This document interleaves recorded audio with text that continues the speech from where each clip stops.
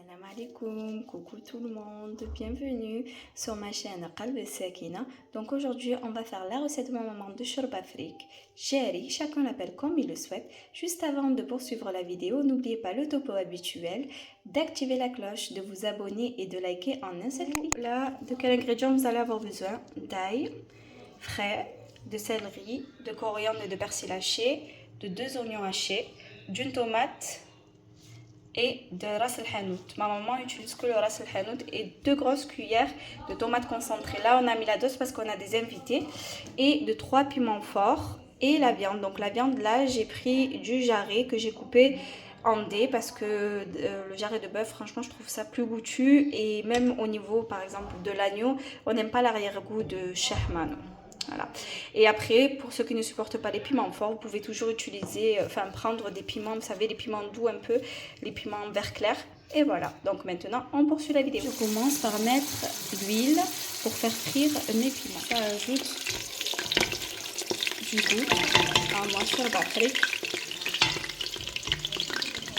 Donc ensuite, je viens lancer mes branches de céleri. Là, j'ai ajouté mes 2 oignons que j'ai hachés préalablement. Et là, j'ajoute mes cubes de jarret de bœuf.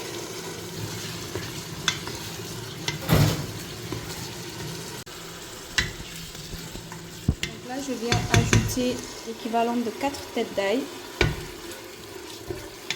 Et on vient toujours mélanger. Désolée pour la buée. Hein.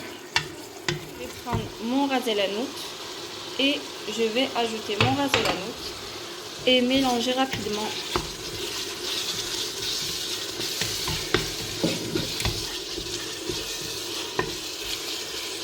Là, on va venir baisser le feu et bien mélanger. Donc après avoir ajouté mon ras el hanout, j'ai baissé le feu. On baisse le feu, pourquoi? Pour que nos épices, du coup, ne crament pas avec l'ail. Et je viens d'ajouter 2 cuillères de tomates concentrées avec 1 cuillère à café de piment fort. Après, vous pouvez toujours utiliser du piment doux. Je vais ajouter ma tomate fraîche et la mélanger. Alors, on mélange.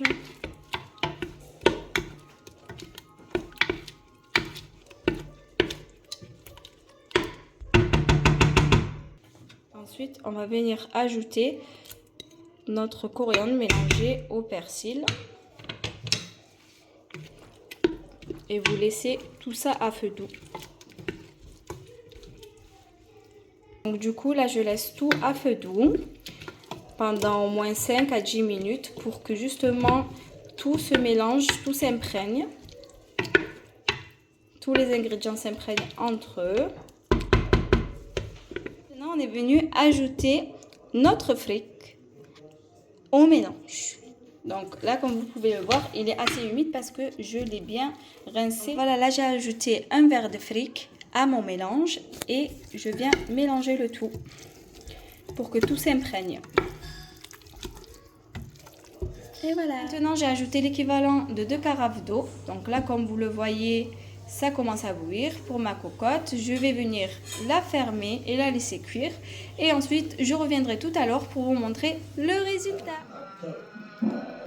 Et voilà le résultat de ma shorba afrique. En espérant que ma recette vous aura plu. N'oubliez pas d'activer la cloche et de vous abonner et de liker. À la prochaine. Merci.